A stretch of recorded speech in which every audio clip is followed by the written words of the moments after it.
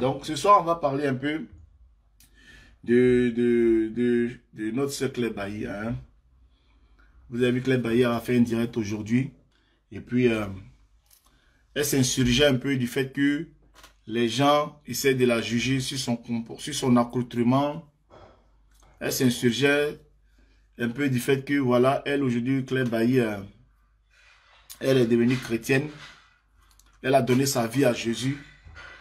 Parce que c'était quand même la reine du coupé décalé, quoi, tu vois. La go du coupé décalé. Le coupé décalé, c'était la seule go au début qui... Elle ne sait pas où elle a... Je ne sais pas d'où il est venu l'idée de dire qu'elle était la seule. Parce que avant même qu'elle ne chante en tant que Claire Bailly, là, il y a eu les Tata Kenny, il y a eu les Christina DJ, il y a eu le groupe BAE, tout ça. Donc, je ne sais pas sur quelle planète... elle est venue pour dire que elle, Claire Bailly, elle est la maman du coupé décalé, elle ne connaît pas demander à Bobradeni et tout ça et tout ça. Donc Claire Bailly, elle a fait son petit bonhomme de chemin. Et quand son frère, son jumeau, le Yorobo, père à son âme, est décédé, Claire Bailly a lâché le micro. Elle dit qu'elle ne chante plus, que le Saint-Esprit a touché son cœur, que maintenant elle est devenue une femme de Dieu, qu'aujourd'hui, le Seigneur Jésus l'a enlevé des ténèbres et le Seigneur Jésus l'a ramené à la lumière et que à partir d'aujourd'hui, elle est une fille sauvée. Maintenant, le seul problème aujourd'hui, c'est que elle est enfant de Jésus là, mais elle vient faire un direct pour se justifier auprès de nous les païens, hein, nous qui ne connaissons pas Jésus, nous les enfants de Satan. Elle vient faire un direct où il y a près de 2000 et quelques personnes qui la regardent et elle se justifie. Donc, moi, ce soir, comme moi, ma bouche ne peut pas caleçon, moi, je viens faire mon direct devant mes amis qui me suivent. Parce que c'est comme ça, on commence petit à petit. Petit à petit, tu commences et tu commences à avoir des fidèles. Voilà, maman Oumo aujourd'hui, Oumo Yassine est une fidèle. Hein.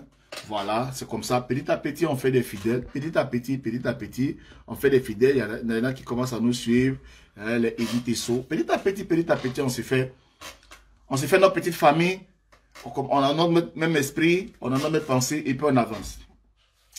Donc, moi personnellement, je ne suis pas content de la sortie de Claire Bailly aujourd'hui. Vous voyez, quand tu rentres dans un ministère, quand tu décides de tout abandonner, tu fais comme ce qui s'est passé dans le livre de Genèse où Lot était à Sodome et Gomorrhe avec sa famille, hein, et puis l'ange de Dieu est venu à sa rencontre pour dire, ah, ce qui s'est passé, tu vois, l'autre, il y a deux serviteurs de Dieu qui sont venus dans la ville, et puis il s'est dit que, voilà, la population de Sodome et Gomorrhe, ils ont voulu les frapper, ils ont même voulu les coucher avec eux, tout ça, et l'autre a pris soin de les protéger et tout, et quand ils ont voulu partir, ils ont demandé à l'autre de quitter ce soir-là, même cette nuit-là, la ville. Parce que s'ils restaient dans cette ville-là jusqu'à le lendemain, Dieu allait détruire cette ville-là. C'est-à-dire qu'en partant là, en sortant de Sodome et Gomorrhe, là, il leur demandait de ne pas regarder en arrière. Vous comprenez? Ça veut dire que si tu retournes ta tête, que tu regardes en arrière, là, tu vas te transformer en statue de sel. Alors, chemin faisant, quand Dieu a commencé à envoyer les premiers missiles, là, les premiers tonfons et les premières bombes, là, la femme de Lot qui n'a pas résisté, elle a tourné et elle s'est transformée en statue de sel. Donc, quand tu décides d'embrasser un chemin, il faut continuer ta route. Il ne faut pas regarder en arrière. Parce que moi, ils sont en train de dire, moi, ma bouche ne peut pas caleçon.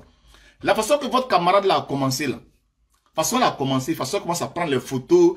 Parce que Claire Bailly, vous vous rappelez très bien que quand elle a commencé son affaire de Jésus-Christ, là, elle a commencé à... C'est elle qui connaissait maintenant ce qu'on appelle les pagnes hollandais. C'est elle qui connaît maintenant ce qu'on appelle les pains was, des trucs comme ça. Elle avait commencé à s'habiller en pain, comme si on dirait que si tu es en Jésus-Christ, tu ne peux plus porter pantalon, tu ne peux plus porter truc. Elle a commencé à s'habiller en pain, elle a commencé à porter ses tarafés, elle se promenait.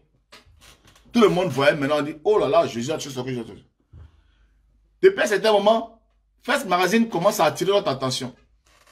La go, elle s'habille dans les habits du monde, elle se met sexy, elle se fait des trucs. J'ai aussi venu commenter en bas de Facebook, j'ai dit, rétrogradage n'est pas loin. Rétrogradage n'est pas loin.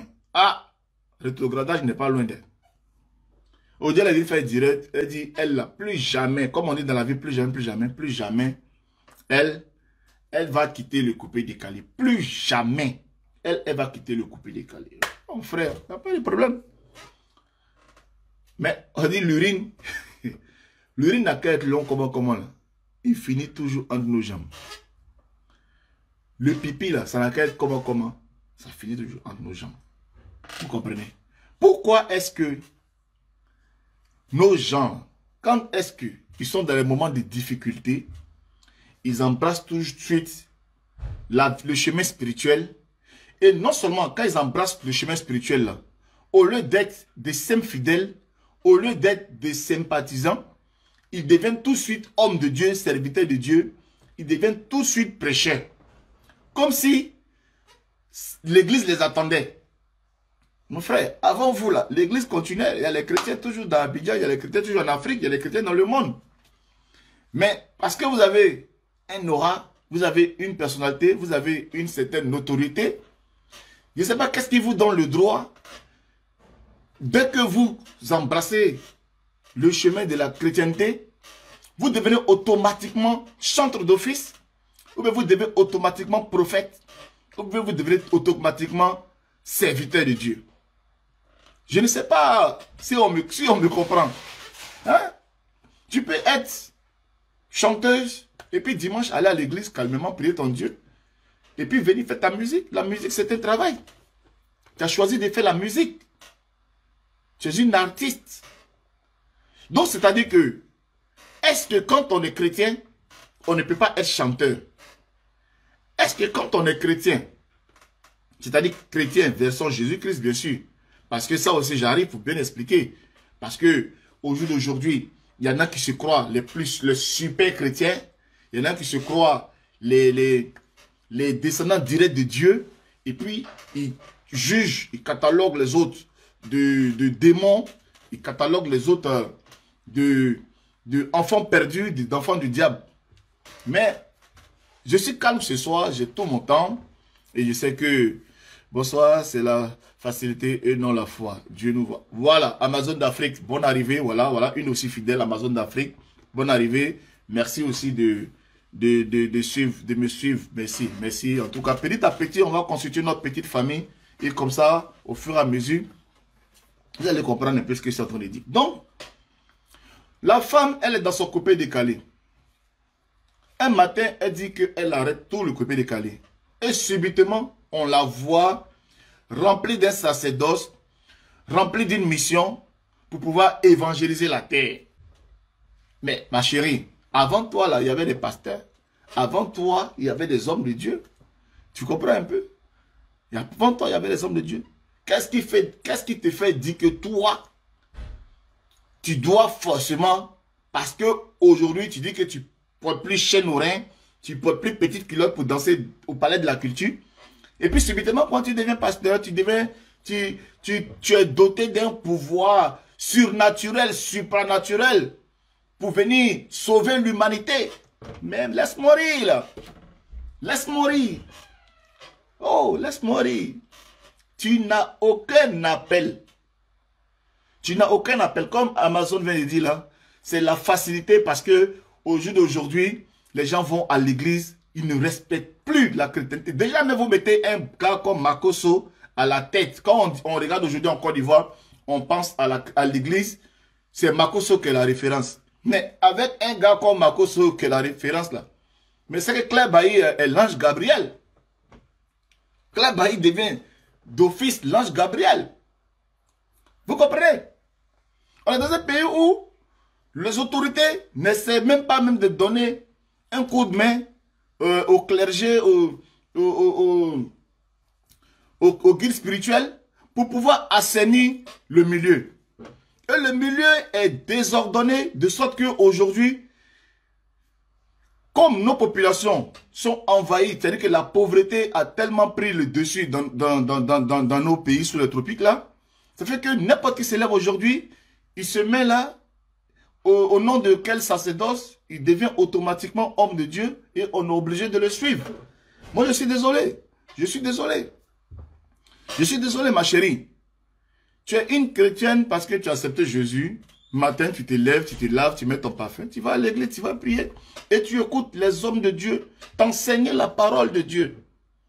Tu écoutes les hommes de Dieu t'envoyer dans le droit chemin. Mais ce n'est pas toi aujourd'hui là qui va aller te mettre sur la chair pour dire que tu es une appelée, tu es une servante de Dieu et que tu as appelé maintenant aujourd'hui à prêcher, à amener. Non, je suis désolé. Moi, je te dis que tu mens. Tu mens même jusqu'à demain matin. Tu mens. Et tu dois, Dieu, si Dieu frappe vraiment, il doit frapper les gens comme toi. Mais comme ce n'est pas ça, la chrétienté de frapper, c'est pour ça que je ne vais pas aller jusque là. Mais franchement, tu es une menteuse. Je te dis que tu es une menteuse. Tu n'as aucun appel de Dieu sur ta vie. Tu mens. Sauf que, voilà, tu mens.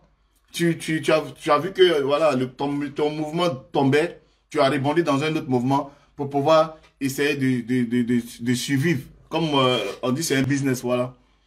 À continuer d'un business. Mais si vous avez fait aujourd'hui de ce truc-là un vrai business. C'est pas venir attacher foulard, venir se mettre là pour parler devant les gens qui vont faire que, ouais, on va dire que non truc. Tu mens. Tu mens, tu n'as aucun appel sur toi. Je suis désolé, mais tu n'as aucun appel. C'est pas pour entrer en studio, pour chanter Jésus, oh, Jésus, oh, Jésus, oh, qui fait que, on va dire que non, tu es vraiment appelé pour servir le Seigneur. Je suis désolé, mais tu mens. Tu mens, tu n'es aucune servante de Dieu. Tu es une parvenue. Tu n'es aucune servante de Dieu. Je suis désolé. Ton travail, c'est de faire le coupé-décalé. C'est ton travail, ça. Ton travail, c'est le coupé-décalé.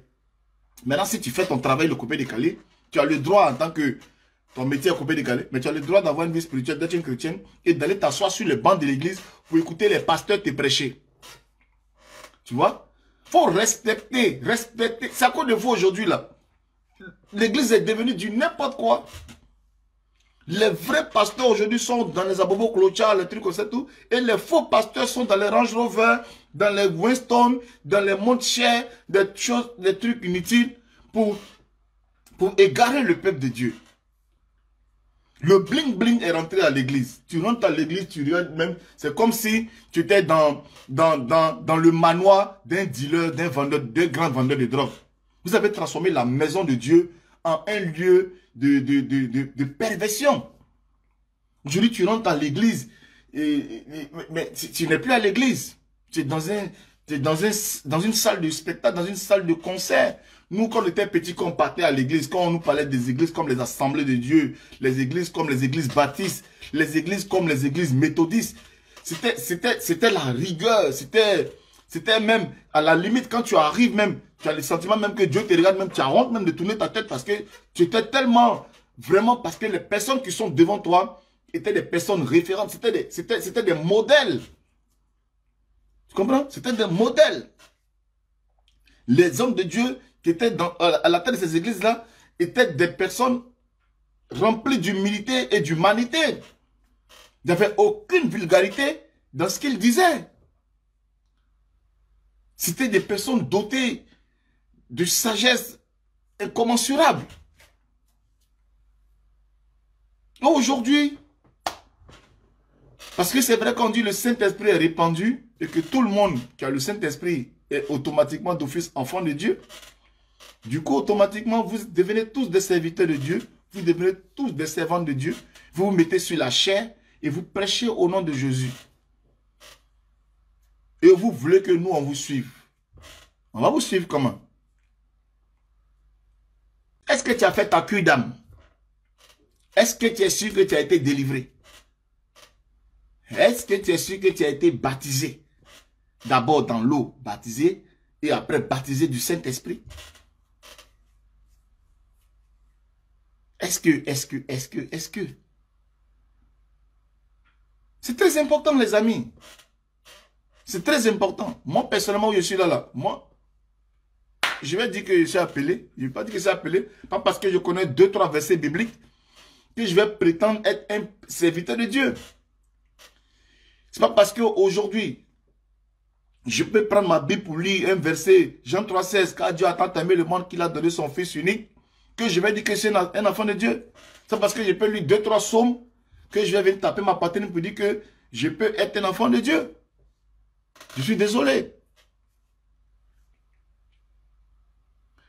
Et nous sommes vraiment en train d'aller dans les derniers temps. Et c'est écrit que le Seigneur nous a prévenus que dans les derniers temps, on sera tellement étonné des choses. Regardez aujourd'hui le Covid, comment est-ce qu'on est aujourd'hui? Regardez aujourd'hui la prolifération des serviteurs de Dieu, des temps modernes, des farotteurs, des hommes de Dieu, de couper décalés dans la maison de Dieu. Les gens ils font le couper décalé avec les pointinini dans la maison de Dieu. Et on dit c'est normal. Il faut respecter la maison de Dieu. Il faut respecter l'appel. C'est très important. Tu peux te convertir au christianisme. Ah, je me suis converti et je vais à l'église. Mais venir te dire que non, je vais prêcher, je suis là aujourd'hui, je suis devenu servante, je vais prêcher. Mais tu as menti. Tu n'es jamais servante. Jamais de la vie.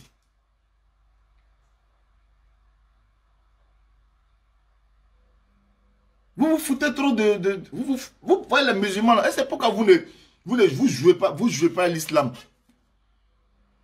L'islam, on ne joue pas à l'islam. Mais vous jouez trop avec la chrétienté. À cause de vous, la chrétienté n'est même plus respectée. Même féticheur, même la fille ne boit sans, il veut s'asseoir à l'église dimanche, il fait son offrande, il sort, il s'en va, il n'y a rien. Il n'a même pas peur. La fille même là, samedi, elle allait se prostituer même là. Elle a fini de se prostituer, elle ne s'est même pas lavée. Elle vient s'asseoir à l'église, elle fait son offrande, elle s'en va.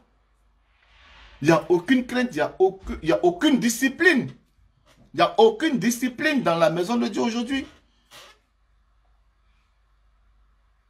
Tant que vous payez votre dîme, tant que vous faites vos offrandes et que le pasteur il a la possibilité de prendre son avion, faire ses voyages, faire ses affaires, rouler ses grosses voitures, allez, ça roule. Allez, ça roule.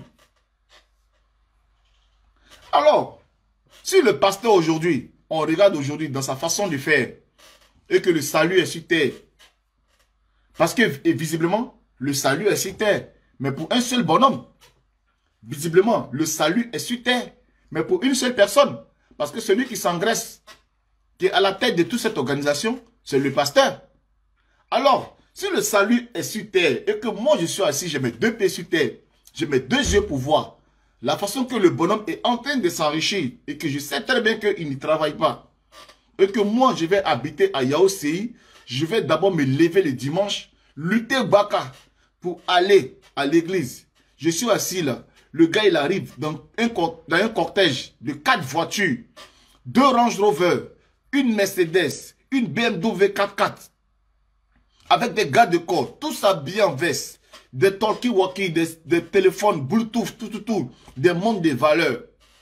Sachant que c'est dans mon offrande, sachant que c'est dans ma dîme. Sachant que le salut est sur cette terre, puisqu'on le dit qu'il a salué cette terre. Parce que quand tu vois le pasteur, la façon qu'il est habillé là, ça ne ressemble pas à quelqu'un qui a envie d'aller au paradis. Il est en train de faire pour lui sur la terre ici. Si lui-même que ton guide spirituel est en train de faire pour lui sur la terre ici là, toi là, tu ne peux pas comprendre que le gars est en train d'abattre ton argent. Tu ne peux pas comprendre que c'est dans ton argent qu'il est en train de zouker pour avoir tout ça là. Si toi tu enlèves ton pied, le deuxième fidèle enlève son pied, le troisième fidèle enlève son pied, le quatrième fidèle enlève son pied là. L'onction de Dieu qui fait qu'il a bouge parce qu'il roule dans Range Rover pour te parler là. S'il n'y a plus maintenant ces éléments là, et puis il va être dans Baka et toi là, c'est là maintenant vous allez bien parler d'onction. Parce que lui veut te dire, oh je suis béni, je suis ton attente, avec une certaine arrogance, parce que toi tu donnes ton offrande. Il veut te dire qu'il est béni, il est ton attente avec une certaine arrogance, parce que toi tu payes ta dîme. Mais si demain, toi tu enlèves ta dîme, si demain l'autre enlève sa dîme, si demain l'autre enlève sa dîme, on va voir le bon Dieu qui va venir lui donner son argent pour payer sa Range Rover là. Pourquoi vous êtes appelé à toujours rester derrière? Moi, un jour, il y a un gars qui m'a dit, oh Jesse, franchement, je connais un endroit là, on va aller là-bas, on va avoir beaucoup d'argent. Quand il est en train de me dire ça là, je regardais d'abord lui-même, comment il était habillé. Et puis je me regardais comment il était habillé. Moi-même, je vois que je suis bien habillé que lui. Il lui a dit, mon frère, il faut aller seul. Il faut aller seul. Comprends? Parce que moi, mon argent, c'est pour manger moi-même. Mon argent, quelqu'un ne mange pas mon argent. Moi-même, mon argent, je mange ça moi-même. Comme ça, je suis fier de manger mon argent moi-même. Arrêtez d'être dans l'ignorance. Arrêtez d'être des poulets, des sacrifices. On aime Dieu. On aime Dieu. On peut prier Dieu, choisir une église où on sait que vraiment les gens ont la crainte là-bas. Comment est-ce que on peut reconnaître une bonne église? Une église, c'est comme un État. Les offrandes et les dîmes, c'est comme l'impôt qu'on paye. Le pasteur, il met un bureau en place pour gérer le bien commun. Donc, si ce dimanche-là, on a fait les offrandes, on prend cet argent, on met de côté. Le dimanche prochain, on fait les offrandes, on paie les dîmes à la fin du mois. Cet argent est géré dans la communauté. De sorte que quoi? L'argent qui est là, c'est l'argent de la communauté.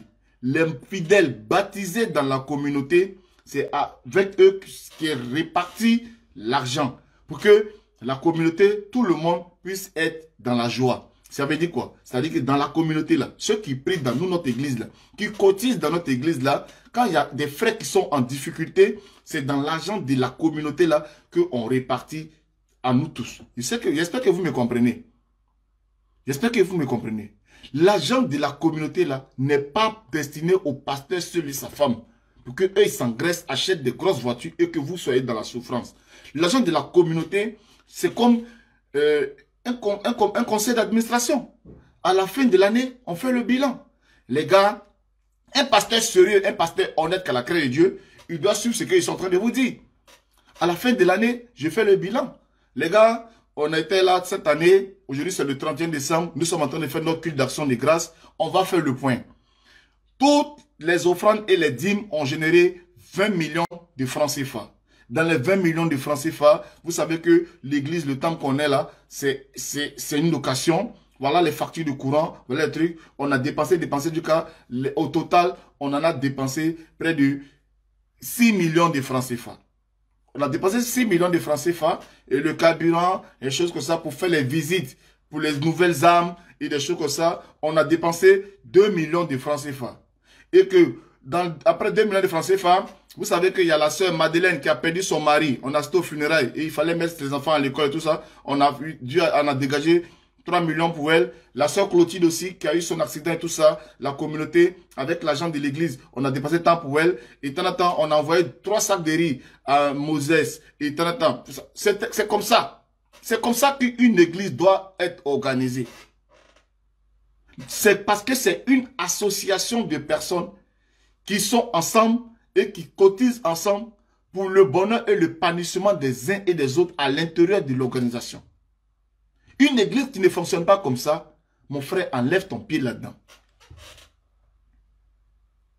Enlève ton pied là-dedans. Mais pourquoi je vais aller prier là-bas? Je vais prier dans quelque chose, je cotise. C'est comme une tontine. Je cotise mon offrande, je cotise mon offrande, je cotise mon offrande. Et après, je dois ressentir aussi le bienfait de mon offrande. Maintenant, s'il y a un frère qui est là-bas, qui est un directeur de société, un directeur d'entreprise, il y a une soeur qui est là-bas, qui a un commerce, il y a un frère qui est chômeur. Comme je prie dans l'église et que je suis baptisé dans cette église-là, parce que le baptême que vous comprenez là, il faut qu'on soit très très bien clair dans le baptême. Il faut qu'on soit très clair dans le baptême. Vous comprenez? Jean-Baptiste, il a baptisé. Jean-Baptiste l'a baptisé. Mais Jésus n'a pas baptisé. Jésus n'a pas baptisé. Jean-Baptiste l'a baptisé. Donc le baptême, quand tu te baptises, chaque église a sa doctrine. Vous comprenez? C'est-à-dire que moi d'ici, je suis l'assemblée chrétienne témoin de Christ. Donc, si tu viens dans mon église, l'assemblée chrétienne témoin de Christ, tu fonctionnes dans la doctrine de l'assemblée chrétienne témoin de Christ. Est-ce que tu vois ce que je veux dire? On prie tous Jésus, mais la doctrine de l'assemblée chrétienne de Christ, c'est-à-dire que nous, là, notre assemblée, là, nous, on est chrétiens spécialement pour Christ. Donc, on n'est pas comme les baptistes Œuvre et Mission, on n'est pas comme l'église de réveil, on n'est pas comme les autres. Donc, quand tu te baptises avec nous, notre doctrine. Donc, on fait les évangélisations. Tu viens dans l'église. Tu suis ta formation biblique. On t'apprend les bases de l'église, tout. Tu suis ta formation. Et que quand on voit que tu es vraiment ancré. Parce que dans l'église, il y a les structures, il y a la chorale, il y a le groupe vocal, il y a les groupes d'intercession, il y a le comité de groupe de délivrance. Donc, les nouvelles âmes qui viennent là, en fonction de choses, en fonction des qualités des uns et des autres, on les affecte dans les différentes organisations pour faire vivre l'église. C'est une église structurée pour faire vivre l'église. Vous comprenez? Donc, quand tu arrives, tu suis ton cours ton cours initiatique d'abord, de formation biblique. Quand tu finis maintenant de faire ton cours d'initiation biblique, on va te faire maintenant faire ton cours de baptême. Ça veut dire qu'on va t'expliquer maintenant la doctrine de l'église. Ça veut dire que ici, voilà, si tu vois une sœur, voilà, viens en parler d'abord aux diacres, aux apôtres, aux anciens. Faut pas sortir avec une sœur comme ça. Faut pas faire ceci, cela. Il faut faire ceci. On t'apprend. Et quand on sait que tu es prêt, on te baptise selon nos principes, selon notre doctrine. Tu es baptisé dans cette église. Maintenant, au moment maintenant où tu es baptisé maintenant dans l'église là, c'est après ton baptême maintenant qu'on va t'affecter soit au groupe d'intercession, ou soit au comité de mariage, ou si tu sais chanter, on t'envoie à la chorale. Mais tu ne peux pas aller à la chorale, tu vas dans une église, on te voit mettre, on te met à la chorale sans que tu ne sois baptisé. Mais ça, ce n'est pas une église sérieuse. Ce n'est pas une église sérieuse. Tu n'es pas baptisé. Et tu vas chanter à la chorale. Tu n'es pas baptisé. On t'envoie au groupe de délivrance. Tu es là, tout seul. Non. Quand tu viens, tu es d'abord à zéro d'abord. Tu suis un cursus. Oui, Amazon, mais l'école pastorale, c'est autre chose encore. L'école pastorale encore, c'est autre chose. Tu comprends un peu? Là, l'école pastorale, c'est pour t'enseigner maintenant la gestion maintenant d'une église et tout ça, tout ça. Parce que dans l'église, il y a 5 ministères. Il y a 5 ministères. Il y a le ministère d'abord du prophète. Il y a le docteur. Il y a le pasteur. Il y a l'apôtre et il y a l'évangéliste. Il y a 5 ministères dans une église. Donc, le pasteur, lui seul, là, il ne peut pas être prophète, il ne peut pas être apôtre, il ne peut pas être évangéliste, il ne peut pas être prophète. Non, non, non. Il faut, dans une église, retrouver les 5 ministères. Là. Tu comprends? Il faut ça. Le docteur, c'est lui qui va venir t'apprendre. Voilà, le docteur, c'est l'enseignant avec les codes et tout ça, tout ça. Le pasteur, c'est celui qui encadre, qui tient l'église. L'évangéliste, ça veut dire quoi? C'est celui qui envoie les âmes dans l'église. L'apôtre, c'est celui qui bâtit. L'apôtre, c'est le bâtisseur, celui qui bâtit, voilà.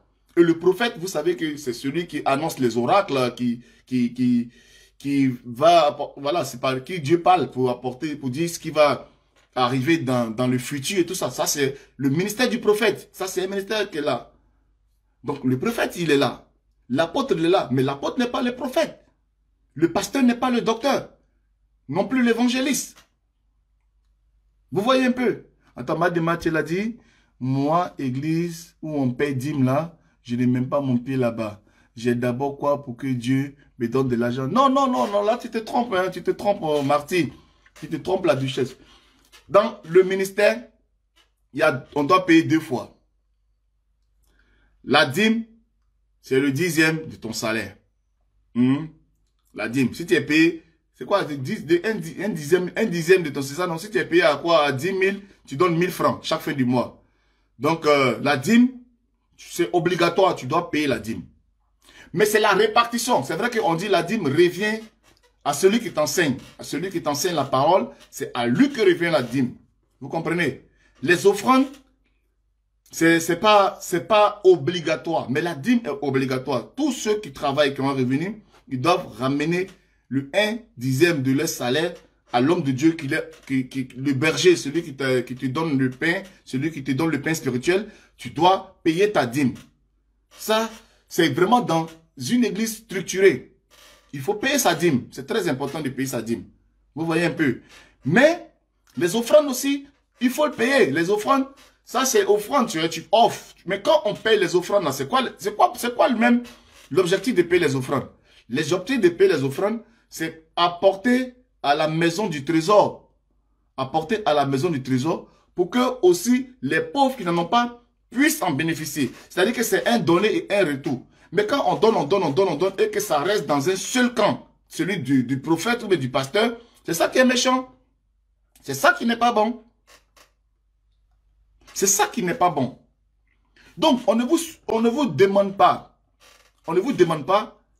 d'adopter une église, voilà. Mais quand vous acceptez d'aller dans une église, il faut que vous trouviez ces structures-là, ces principes-là, dans une église sérieuse et organisée.